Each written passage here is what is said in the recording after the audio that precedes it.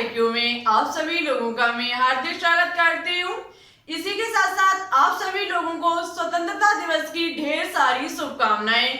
जैसा कि आप सभी लोगों को पता है आज है 15 अगस्त।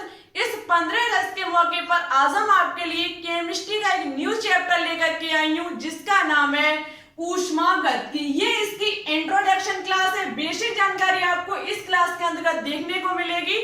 तो आप सभी लोग आज की क्लास को बिल्कुल भी स्किप मत करें, क्योंकि जब तक आपको किसी भी चैप्टर की बेसिक जानकारी पता नहीं होगी आप आने वाले पार्ट को बिल्कुल भी नहीं समझ पाएंगे। आज की class BSc nursing, CP net, VHU, GSBM paramedical exam 2021 के लिए मोस्ट इंपॉर्टेंट एंड कीमती क्लास है। ठीक है, तो आप सभी लोग आज की क्लास को बिल्कुल भी स्किप मत करना, अंत तक देखना। इसी के साथ साथ यदि आपको आज की क्लास अच्छी लगे, पसंद आए तो प्लीज इसे एक बार लाइक एंड दोस्तों के साथ शेयर करना बिल्कुल भी ना भूलें। चैनल पर न्यू हो तो प्लीज इसे एक बार सब्सक्राइब करके बेल आइकन को प्रेस ऑल पर क्लिक कर लें, जिससे हमारी अन्य आने वाली वीडियो के नोटिफिकेशन आपके पास सबसे पहले पहुंच सके। ठीक है, थोड़ा चैनल को ग्रो कराइए। अब आपने लोग 700 सब्सक्राइबर के बहुत ही नजदीक आने वाले हैं। 700 सब्सक्राइबर आप सभी लोग रक्षाबंधन तक कंप्लीट करा दीजिए, जिससे कि आपकी रक्षाबंधन के दिन एक स्पेशल क्लास प्रीवियस ईयर पूछे हुए क्वेश्चंस की आ सके। ठीक है, तो ज्यादा से ज्यादा सपोर्ट कीजिए, वीडियो को हमेशा अपने दोस्तों के साथ शेयर करते रहिए। चलिए अब ज्यादा टाइम न वेस्ट करते हुए बात करते हैं आज के टॉपिक पर। देखो, सबसे पहले हम बात करेंगे इस चैप्टर के बारे में कि ऊष्मागतिकी कहते किसे। ठीक है, सबसे पहले चैप्टर के बारे में पता होना चाहिए कि ये चैप्टर है किस चीज के लिए। तो देखो, रासायनिक विज्ञान की वह शाखा जिसके अंतर्गत रासायनिक अपक्रियाओं में होने वाले ऊष्मा परिवर्तन का अध्ययन किया जाता है, आपकी ऊष्मागतिकी कहलाती है। देखो, ऊष्मागतिकी एक रासायन विज्ञान की शाखा है। ठीक है, आपकी जो केमिस्ट्री की एक शाखा कौन सी है? ऊष्मागतिकी। रासायनिक विज्ञान की शाखा है ऊष्मागतिकी, जिसके अंदर किसका अध्ययन किया जाता है? ऊष्मा परिवर्तन का। यहाँ पर किसी भी रासायनिक अपक्रिया में होने वाले ऊष्मा परिवर्तन का अध्ययन किया जाएगा। जैसे कि बात की जाए कि जब हम कार्बन की क्रिया ऑक्सीजन के साथ कराते हैं तो कार्बन डाइऑक्साइड गैस बनके तैयार होती है और हीट जो होती है वो इसके साथ साथ बाहर निकल जाती है। अब आप समझ सकते हैं कि यदि हम कार्बन और ऑक्सीजन की क्रिया कराएंगे तो कार्बन डाइऑक्साइड गैस का निर्माण होगा और हीट साथ साथ इसके बाहर निकलेगी।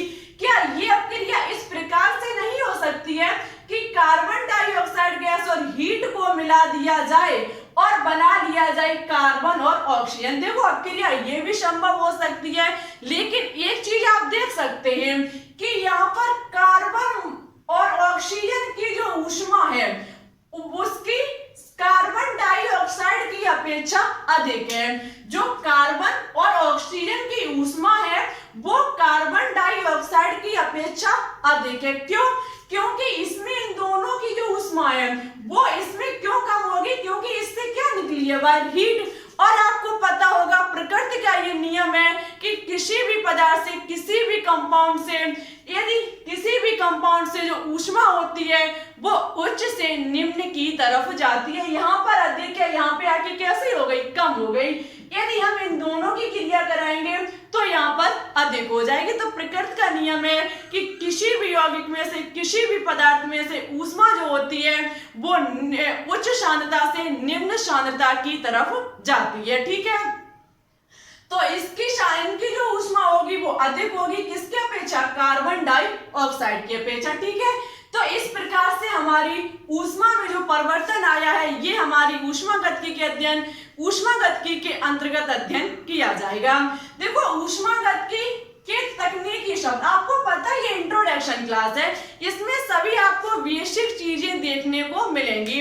जैसे सबसे पहले हम बात करेंगे कि ऊष्मागतिकी के तकनीकी शब्द, कुछ ऐसे शब्द जो हम यहाँ पर बार बार प्रयोग करेंगे, बार बार इन शब्द का हम यूज करेंगे, इनके बारे में सबसे पहले हम चर्चा करते हैं। ठीक है, सबसे पहले बात करेंगे हम निकाय की, जिसे तंत्र कहा जाता है, जिसे इंग्लिश में सिस्टम कहा जाता है। बहुत ही इंपॉर्टेंट है। देखो, ये शब्द कई बार आपको आगे देखने को मिलेगा, तो इसका सबसे पहले आपको मतलब पता होना चाहिए। ठीक है,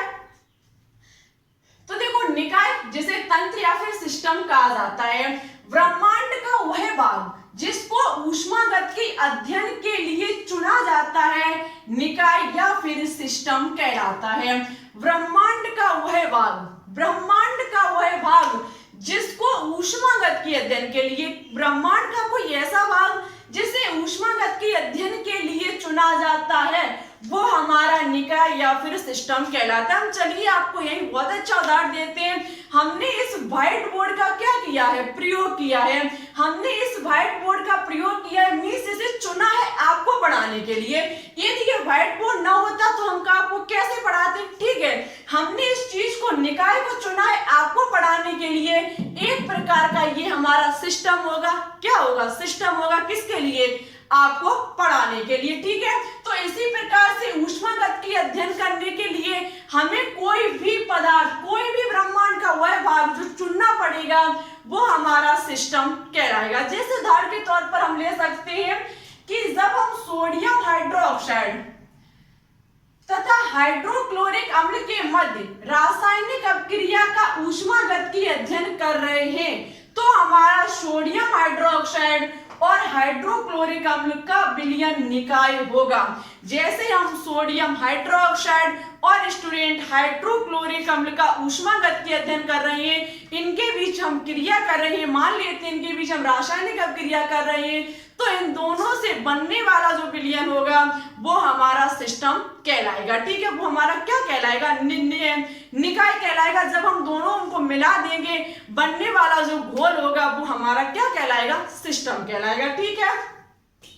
सेकंड शब्द आता है परिवेश, जिसे कहा जाता है सराउंडिंग्स।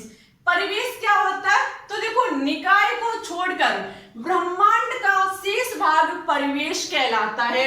निकाय को छोड़कर के ब्रह्मांड का शेष भाग परिवेश कहलाता है। मीन्स हम क्या करेंगे, जैसे कोई भी सिस्टम को हमने लिया है, किसी भी सिस्टम को हमने लिया है, उसको छोड़ करके शेष भाग हमारा निकाय क्या कहलाएगा, परिवेश, सराउंडिंग कहलाएगा। देखो ब्रह्मांड जो होता है वो दो चीजों से मिलकर के बना होता है, निकाय और परिवेश।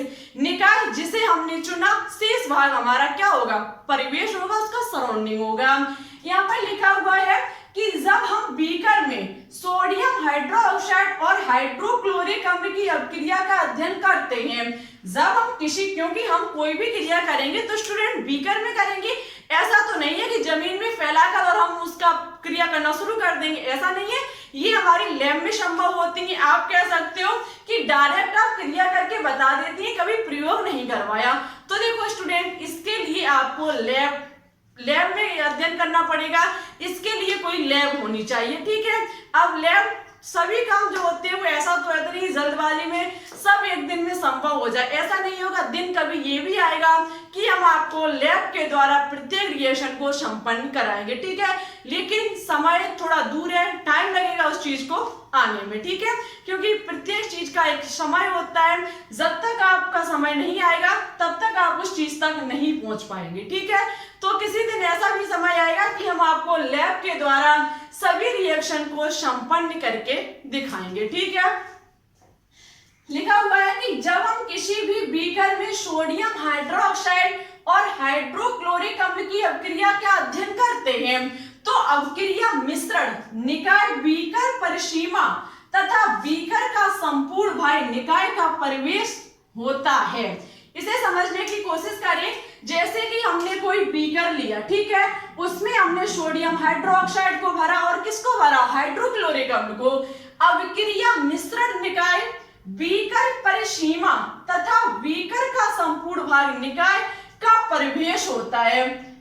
कहने का मतलब है ये हमने बीकर लिया है, इसके अंतर्गत हमने जो कुछ भी भरा वो हमारा सिस्टम होगा, निकाय होगा, और बाहर परिसीमा जो होगी, इसके बाहर की जो सब कुछ शेष भाग होगा वो हमारा सराउंडिंग होगा, परिवेश होगा। जो इस बीकर के अंतर्गत हमने लिया है वो हमारा सिस्टम होगा, हाइड्रोक्लोरिक अम्ल और सोडियम हाइड्रोक्साइड एक हमारी सिस्टम है, तंत्र है, और जिसे हम कह सकते हैं निकाय है।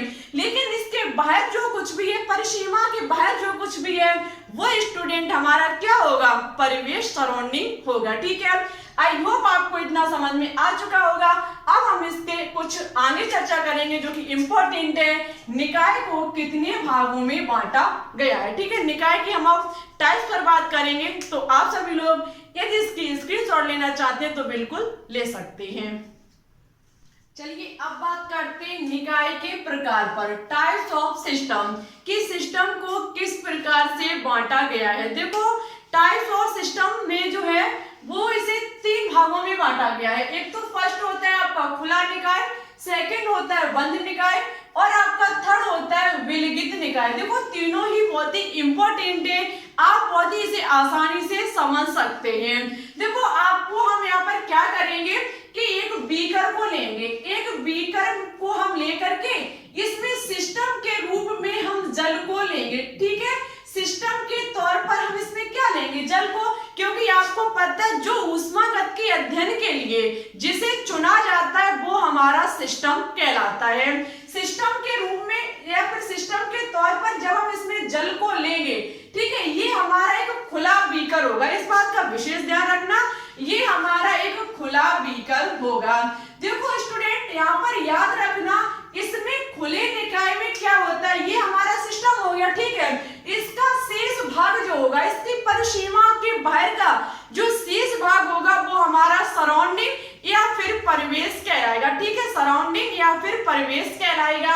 अब देखो यहाँ पर क्या होता है कि इस निकाय में, इस खुले निकाय में क्या होता है कि यहाँ से जो ऊष्मा होती है, ऊष्मा जो होती है वो इस निकाय की दीवार से होती हुई अंदर जा सकती है। बहुत ही ध्यान से समझना मेरी बात को कि खुले निकाय में क्या होती है, एक हम निकाय, एक सिस्टम जो कि हमारा जल के रूप में होगा, उसको ले लेंगे एक बीकर में। ठीक है, जब हम इसे किसी बीकर में ले लेंगे तो इसकी जो दीवार है, जो इसकी बाहर की दीवार है बीकर की, या फिर किसे सकते इसके आसपास की जो किनारी है, उसके अंदर से हीट जो होगी, ऊष्मा जो होगी वो अंदर जा सकती है। अब आप देख सकते हैं इस बीकर का जो मुंह है वो कैसा है, खुला हुआ है। जब इसका मुंह खुला हुआ है तो परिवेश से कोई भी पदार्थ अंदर जा सकता है और कोई भी पदार्थ इससे बाहर भी जा सकता है। इस बीकर में क्या हो सकता है कि परिवेश से, क्योंकि इस बीकर, इस जो हमारा ये हमने बीकर लिया है, इसके अंदर भरा हुआ हमारा सिस्टम होगा, और सिस्टम को छोड़ करके आपको पता है ब्रह्मांड जो होता है वो 2 चीजों से बना होता है, एक हमारा सिस्टम होता है, दूसरा हमारा सराउंडिंग होता है। कहने का मतलब है एक हमारा निकाय होता है और दूसरा हमारा परिवेश होता है। अब हम जो सिस्टम के रूप में लेंगे वो हमारा जल है, जल को छोड़ करके ब्रह्मांड का बचा भाग क्या कहलाता है, सराउंडिंग या फिर परिवेश कहलाता है। तो हमारा ये सिस्टम हो गया, और इसका बाहर का जो भाग है, शेष जो भाग है वो हमारा क्या होगा, वो हमारा परिवेश होगा। जैसे कि हम वीडियो के तौर पर ले सकते हैं, ये व्हाइट बोर्ड हुआ, ये ट्राइपॉड हुआ, और ये जो कैमरा आपके सामने दिख रहा है ये मार्कर हुआ। ठीक है, ये सभी हमारे सिस्टम है, क्योंकि ये चीज हमने काम में लाई है, और इन सभी को छोड़ करके ब्रह्मांड में जो कुछ भी है वो इन सभी के लिए परिवेश है, स्टडी के लिए सभी परिवेश माना जाएगा। ऐसा नहीं है कि अन्य चीज हमारी सिस्टम नहीं है, सिस्टम सभी है, लेकिन कौन सी चीज किस काम में आ रही है उसके लिए आपको देखना पड़ेगा कि कौन सिस्टम है, कौन परिवेश है। ठीक है, तो देखो परिवेश से इस बीकर में कोई भी पदार्थ अंदर जा सकता है, कोई भी पदार्थ बाहर जा सकता है। तो इतना याद रखना कि खुले निकाय में ऊष्मा प्लस पदार्थ दोनों का स्थानांतरण होता है। ठीक है, खुले निकाय में क्या होता है, ऊष्मा तथा पदार्थ, या फिर हम कह सकते हैं द्रव, हम क्या कह सकते हैं, द्रव या फिर इसे मैटर भी कह सकते हैं, दोनों का स्थानांतरण हो सकता है, दोनों का स्थानांतरण हो सकता है। ठीक है, ये हमारा खुले निकाय में आता है। जबकि बंद निकाय की बात की जाए तो आपको पता है यहाँ में हम क्या करेंगे, एक बीकर लेंगे जो कि हमारा बंद होगा, उसमें सिस्टम के तौर पर हम वाटर को ले लेंगे। ठीक है, सिस्टम के तौर पर हमने किसको ले लिया, वाटर को ले लिया। सिस्टम के तौर पर जब हमने इसमें जल को ले लिया तो स्टूडेंट देखो यहाँ पर क्या होगा कि यहाँ से हीट जो होगी, यहाँ से जो ऊष्मा होगी वो अंदर जा सकती है, लेकिन बाहर से कोई भी पदार्थ, कोई भी द्रव अंदर नहीं जा सकता है। ठीक है, तो देखो बंद निकाय में क्या होता है कि ऊष्मा तो अंदर जा सकती है, लेकिन जो आपका पदार्थ होता है, मैटर, द्रव जो होता है, द्रव्य जो होता है, वो अंदर नहीं जा सकता है। ठीक है, ऐसे निकाय में प्रवेश के साथ ऊष्मा का तो विनिमय कर सकते हैं, परंतु द्रव्य का नहीं कर सकते। ठीक है, अब जो आपका विलगित निकाय होता है, इसमें क्या होता है, एक हमारा बंद पात्र होता है जिसमें सिस्टम के तौर पर हम वाटर को लेते हैं, जल को लेते हैं। तो यहाँ पर क्या होता है, इसके बाहर एक प्रतिरोधी परत चढ़ी होती है, जिसमें न तो ऊष्मा बाहर अंदर जा सकती है और ना ही कोई द्रव्य अंदर जा सकता है। ठीक है, ऐसे निकाय को विलगित निकाय कहा जाता है, जिसमें ऊष्मा और पदार्थ दोनों का स्थानांतरण हो सकता है। वो हमारा खुला निकाय होगा, जिसमें ओनली ऊष्मा का स्थानांतरण या फिर विनिमय हो सकता है, वो हमारा बंद निकाय होगा। और जिसमें ना तो ऊष्मा और द्रव्य दोनों का नहीं विनिमय हो सकता है, वो हमारा विलगित निकाय कहलाता है। ठीक है, इस प्रकार से विनिमय निकाय को 3 भागों में बांटा गया है। चलिए आगे लिखा हुआ है निकाय के 2 रूप। निकाय के 2 रूप पर बात कर लेते हैं। निकाय का फर्स्ट रूप होता है माइक्रो सिस्टम। क्या होता है माइक्रो सिस्टम? देखो ये बेसिक जानकारी है। ठीक है, निकाय के 2 रूप में फर्स्ट होता है माइक्रो सिस्टम, दूसरा होता है आपका मैक्रो सिस्टम। फर्स्ट होता है माइक्रो सिस्टम, दूसरा होता है आपका मैक्रो सिस्टम। जो आपका माइक्रो सिस्टम होता है, इसे सूक्ष्म तंत्र कहा जाता है। इसमें क्या होता है कि एक अणु, एक परमाणु, एक आयन को सूक्ष्म तंत्र कहा जाता है। यहाँ पर क्या होता है सूक्ष्म तंत्र में कि एक परमाणु होना चाहिए, एक आयन होना चाहिए या फिर एक अणु होना चाहिए। ऐसे को हम क्या कहेंगे, सूक्ष्म तंत्र कहेंगे। ठीक है, इसमें याद रखना ऊष्मागतिकी अध्ययन संभव नहीं है। एग्जाम में पूछा जा सकता है कि निम्न में से किस में ऊष्मागतिकी संभव है। आपको दे दिया जाएगा माइक्रो सिस्टम, मैक्रो सिस्टम या फिर ए व बी दोनों या फिर इनमें से कोई नहीं। तो याद रखना यहाँ पर जो माइक्रो सिस्टम होगा इसमें ऊष्मागतिकी संभव नहीं होगा। नेक्स्ट है आपका माइक्रो सिस्टम, सॉरी ये है आपका माइक्रो सिस्टम। इसमें मैक्रो सिस्टम में क्या होता है, इसे कहा जाता है स्थूल तंत्र। क्या कहा जाता है, स्थूल तंत्र। मैक्रो सिस्टम में क्या होता है कि बहुत अणु, परमाणु से बने निकाय को स्थूल तंत्र कहा जाता है। यहाँ पर बहुत सारे परमाणु, बहुत सारे अणु और आयन मिलकर के किसी एक निकाय का निर्माण करते हैं, जिसे स्थूल तंत्र कहा जाता है। और इसमें ऊष्मागतिकी अध्ययन संभव है। ठीक है, यहाँ पर ऊष्मागतिकी अध्ययन जो है वो संभव है। तो इतनी चीज का याद रखना। अब चलिए बात करेंगे ऊष्मागतिकी गुण पर। ठीक है, ऊष्मागतिकी गुण बहुत ही इंपॉर्टेंट है आपके एग्जाम के लिए। उसके बाद ऊष्मागतिकी प्रक्रम पर बात करेंगे। चलिए यदि आप इसकी स्क्रीनशॉट लेना चाहते हैं तो बिल्कुल ले सकते हैं। चलिए अब बात करते हैं ऊष्मागतिकी गुण पर। ऊष्मागतिकी गुण जो होते हैं वो मुख्यतः 2 प्रकार के होते हैं। फर्स्ट होता है गहन गुण और सेकंड होता है माध्यमिक गुण। ठीक है, देखो दोनों ही इंपॉर्टेंट है। एग्जाम में ऐसा नहीं है कि बहुत ही डीपली क्वेश्चन पूछे जाए, बहुत ही टफ क्वेश्चन पूछे जाए, ऐसा भी नहीं है। कभी कभी एग्जाम में इजी क्वेश्चंस भी पूछ लिए जाते हैं। ऐसा नहीं है कि 100 में 100 क्वेश्चन सभी कठिन ही रख दिए जाएं। कभी कभी इजी क्वेश्चन भी रख दिए जाते हैं। और हम आपको विश्वास के साथ बताते हैं, ये बात प्रैक्टिकल बात बताते हैं हम आपको कि आप जितने कठिन क्वेश्चन होंगे आप उनको एक बार सॉल्व कर सकते हैं। लेकिन एग्जाम में यदि आपको सरल क्वेश्चंस दे दिया जाए तो वहां आप अटक जाते हैं, उसमें आप जरूर कंफ्यूज हो जाएंगे। बेशक आपका वो क्वेश्चन क्यों ना पढ़ा हुआ हो, चाहे आप उसी दिन क्यों ना पढ़ के गए हो, लेकिन इजी क्वेश्चंस में बहुत ही ज्यादा कठिनाई हो जाती है उसमें ऑप्शन को समझना। इसलिए ऐसा ना करें कि हमेशा कठिन ही कठिन पढ़ते रहें, सरल पर बिल्कुल भी नजर ना दें। ठीक है, तो देखो इसी प्रकार से जो छोटे छोटे टॉपिक होते हैं, छोटे छोटे जो बेसिक क्लासें होती हैं, उनसे भी एग्जाम में बहुत ही अच्छे खासे क्वेश्चंस पूछ लिए जाते हैं। ठीक है, तो देखो बात करेंगे गहन गुण पर। तो गहन गुण वे गुण जो उसकी प्रकृति पर निर्भर करते हैं। गहन गुण जो होते हैं वो उसकी प्रकृति पर निर्भर करते हैं, ना कि उसकी मात्रा पर, ठीक है। उसकी मात्रा पर निर्भर नहीं करते, उसकी प्रकृति पर निर्भर करते हैं, जैसे ताप हुआ, दाब हुआ, घनत्व हुआ, क्वथनांक हुआ, पृष्ठ तनाव हुआ, कहिए किस प्रकार से हो सकते हैं। देखो जैसे कि हम कोई 2 गिलास पानी लें, एक गिलास आधा होना चाहिए वाटर से भरा हुआ और एक हमारा पूरा होना चाहिए, तो ऐसा नहीं होगा कि दोनों का पृष्ठ तनाव, जल का पृष्ठ तनाव जो होगा वो दोनों में बराबर होगा। आपको पता है चाहे हम 1 चम्मच पानी को लें, चाहे हम 1 बाल्टी पानी को लें, जल का जो क्वथनांक होता है वो 100 डिग्री सेल्सियस होता है, ये बात निश्चित है। मीन्स उसकी मात्रा पर कोई फर्क नहीं पड़ता, उसकी प्रकृति पर निर्भर करता है, ये बात निश्चित है कि जल 100 डिग्री सेल्सियस ताप पर ही खौलता है, ठीक है। मात्रा से लेना देना नहीं होता है, जो उसकी प्रकृति पर निर्भर करता है वही हमारा क्या कहलाता है, गहन गुण कहलाता है, ठीक है। नेक्स्ट है आपका मात्रात्मक गुण। मात्रात्मक गुण क्या होता है, जो उसकी प्रकृति पर निर्भर ना करके, किस पर निर्भर करे, मात्रा पर।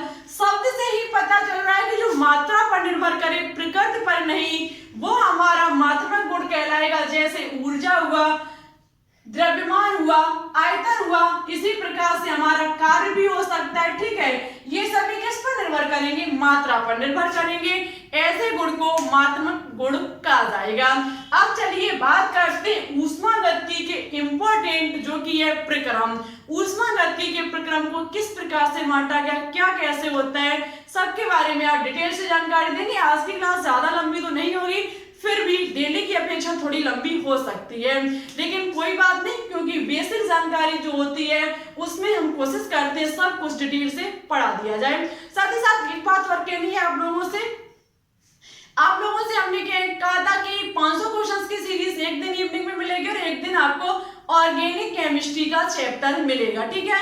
लेकिन ऐसा फिलहाल हम नहीं कर पाएंगे, इसका रीजन मेरे घर पर थोड़ी प्रॉब्लम चल रही है, इस कारणवश हम आपको अभी ऑर्गेनिक केमिस्ट्री नहीं दे पाएंगे। हमें पढ़ने में थोड़ी फिलहाल प्रॉब्लम हो रही है, क्योंकि घर में थोड़ी प्रॉब्लम चल रही है, ठीक है। हम कोशिश करेंगे कि रक्षाबंधन के दिन से आपकी ऑर्गेनिक केमिस्ट्री को स्टार्ट कर दिया जाए, ठीक है। अभी ऐसा नहीं है कि इवनिंग में हम कोई क्लास नहीं डालेंगे, इवनिंग में आपको मिलेगी, लेकिन ओनली आपको MCQ ही देखने को मिलेंगे। फिलहाल आपको ऑर्गेनिक केमिस्ट्री देखने को नहीं मिलेगी, ठीक है। पढ़ने में कोई दिक्कत नहीं है, ओनली कंटेंट बनाने में समय लगता है और उस समय को हम अभी नहीं दे पा रहे हैं, लेकिन हम आपसे प्रॉमिस करते हैं कि रक्षाबंधन के दिन से हम आपकी ऑर्गेनिक केमिस्ट्री को स्टार्ट कर देंगे, ठीक है। तो फिलहाल 2-4 दिन और आप सभी लोग एडजस्ट कर लें, उसके बाद हम आपकी ऑर्गेनिक केमिस्ट्री को स्टार्ट कर देंगे। अभी आपको इवनिंग में 500 क्वेश्चंस की सीरीज देखने को मिलेगी, ठीक है। आज की क्लास में आपको सरफेस केमिस्ट्री से क्वेश्चंस देखने को मिलेंगे, शेष जितने भी MCQ बचे होंगे वो आज हम आपको 500 क्वेश्चंस की सीरीज में करा देंगे। चलिए अब बात करते हैं बचे हुए टॉपिक पर, तो फिर चलते हैं आगे बात करेंगे। हेडिंग डाल लीजिए ऊष्मागतिकी प्रक्रम। चलिए अब बात करते हैं लास्ट टॉपिक पर, जो कि है ऊष्मागतिकी प्रक्रम। बहुत ही इंपॉर्टेंट है ये ऊष्मागतिकी प्रक्रम। देखो इसमें फर्स्ट है समतापी प्रक्रम।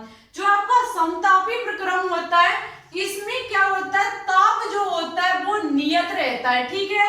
इसमें निकाय का जो ताप होता है वो कैसा रहता है, स्थिर रहता है, नियत रहता है, किसमें, समतापी प्रक्रम में, ठीक है। वह ताप, वह प्रक्रम जिसमें ताप नियत रहता है, डेल्टा T बराबर 0, ठीक है। इसी प्रकार से समतापी प्रक्रम में क्या होता है कि इसमें दाब जो होता है वो स्थिर रहता है, किसका, निकाय का, सिस्टम का। इसमें क्या होता है कि जो दाब रहता है, प्रेशर जो होता है वो स्थिर रहता है, डेल्टा P बराबर 0, ठीक है। यहाँ पर दाब जो होगा वो भी कैसा रहेगा, स्थिर रहेगा। नेक्स्ट है रुद्रसम प्रक्रम। रुद्रसम प्रक्रम में क्या होता है कि निकाय तथा परिवेश के मध्य ऊष्मा का प्रभाव नहीं होता है। यहाँ पर क्या होगा, वह प्रक्रम जिसमें निकाय और किसके बीच, परिवेश के बीच ऊष्मा का प्रभाव नहीं होगा, ऐसे प्रक्रम को रुद्रसम प्रक्रम कहा जाएगा। इस प्रक्रम में ताप जो होता है वो परिवर्तित हो जाता है, टेम्परेचर जो होता है वो चेंजिंग उसमें आती रहती है, परिवर्तित होता रहता है, ठीक है। नेक्स्ट है आपका समआयतनी प्रक्रम। समआयतनी प्रक्रम में क्या होता है, आयतन जो होता है वो स्थिर रखा रखा जाता है। इसमें समआयतनीय प्रक्रम में निकाय का आयतन जो होता है वो स्तर रखा जाता है। ठीक है, इसी प्रकार से चक्रीय प्रक्रम होगा, जिसमें क्या होगा, निकाय कई प्रक्रियाओं के पश्चात अपनी प्रारंभिक अवस्था में आ जाता है, चक्रीय प्रक्रम कहलाता है। चक्रीय प्रक्रम में क्या होता है, कई प्रोसेसिंग होती है, उसके बाद जो है अपनी प्रारंभिक अवस्था में आ जाता है। दो और होते हैं, यहाँ पर जगह नहीं थी इसलिए नहीं, लेकिन हम मुंह से बता देते हैं। एक होता है छठवां आपका उत्क्रमणीय और सातवां होता है अनुत्क्रमणीय प्रक्रम।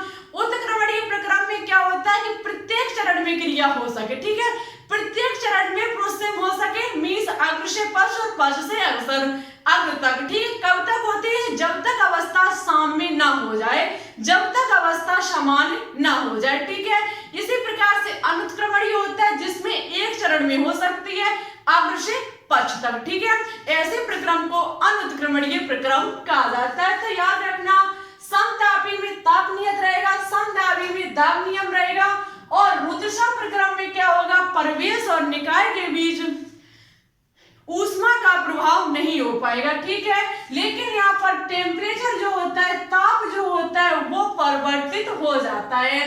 और आपका जो समआयतनीय प्रक्रम होगा, इसमें निकाय का आयतन जो होगा वो स्तर रहेगा। ठीक है, इसी प्रकार से चक्रीय प्रक्रम होता है, जिसमें क्या होता है, कई एक प्रोसेसिंग होती है, कई एक प्रक्रियाएं होती है, जिसमें निकाय अपनी प्रारंभिक अवस्था में आ जाता है। आई होप आपको ये इंट्रोडक्शन क्लास पसंद आई होगी और सभी चीजें आपको समझ में आ चुकी होंगी। मन में किसी भी प्रकार का डाउट हो, कहीं भी आपको शंका हो, आपको जहां कुछ समझ में ना आया हो, प्लीज उसे आज ही कमेंट बॉक्स में कमेंट करके लिख दें, जिससे कि उसे हम नेक्स्ट क्लास में आपको आसानी से समझा सके। ठीक है, वैसे मैंने तो कोशिश की है आपको सारी चीज को समझाने की, क्योंकि ये इंट्रोडक्शन क्लास है। जब तक इंट्रोडक्शन नहीं आएगा किसी भी चीज का, उसे आप आगे नहीं बढ़ा पाएंगे। जैसे आपको खुद का इंट्रोडक्शन नहीं पता, अपने पेरेंट्स का नाम नहीं पता, अपनी मदर का नेम नहीं पता, तो आप किसी चीज में आगे नहीं बढ़ पाएंगे, क्योंकि आगे बढ़ने के लिए आपको फॉर्म भरना पड़ेगा।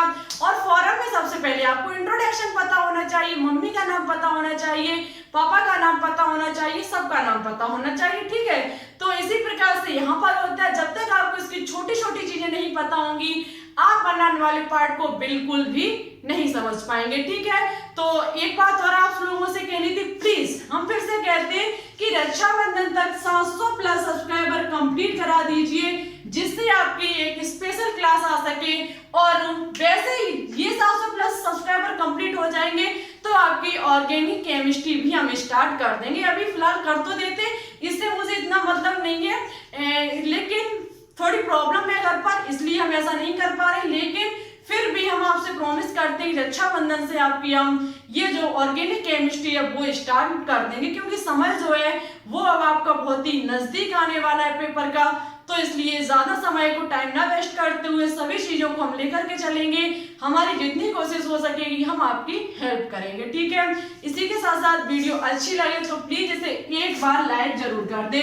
यदि आप इसे आज ज्यादा से ज्यादा लाइक करेंगे तो ऊष्मागतिकी का सेकंड पार्ट हम जब लेकर के आएंगे तो बहुत ही एनर्जी के साथ लेकर के आएंगे। और आज भी हमने आपको ऐसी बात नहीं एनर्जी के साथ पढ़ाया, पूरी एनर्जी के साथ पढ़ाया है, लेकिन उसमें मेरा और भी अच्छा मन लगेगा यदि आप आज की क्लास को ज्यादा से ज्यादा सपोर्ट करोगे। वीडियो को थोड़ा शेयर कीजिए। इस 15 अगस्त के मौके पर आप चाहो तो आज शाम तक 700 प्लस सब्सक्राइबर कंप्लीट करा सकते हैं। यदि आप कुछ भी नहीं तो 15 अगस्त के मौके पर इतना कर दीजिए कि वीडियो को थोड़ा अपने दोस्तों के साथ शेयर कीजिए। चैनल पर न्यू हो तो प्लीज इसे एक बार सब्सक्राइबर के बेल आइकन को प्रेस और पर क्लिक कर लीजिए, जिससे हमारी अन्य आने वाली वीडियो के नोटिफिकेशन आपके पास सबसे पहले पहुंच सके। ठीक है, ये कमेंट बॉक्स में कमेंट करके जरूर बताएं कि आज की क्लास कैसी लगी। ठीक है, इसी प्रकार चलते चलते एक बार फिर से आप सभी लोगों को स्वतंत्रता दिवस की ढेर सारी शुभकामनाएं, आपके और आपके परिवार को हमारी तरफ से हैप्पी इंडिपेंडेंस डे। ठीक है, तो फिर चलिए चलते हैं। Thanks for watching this video. जय हिंद, जय भारत।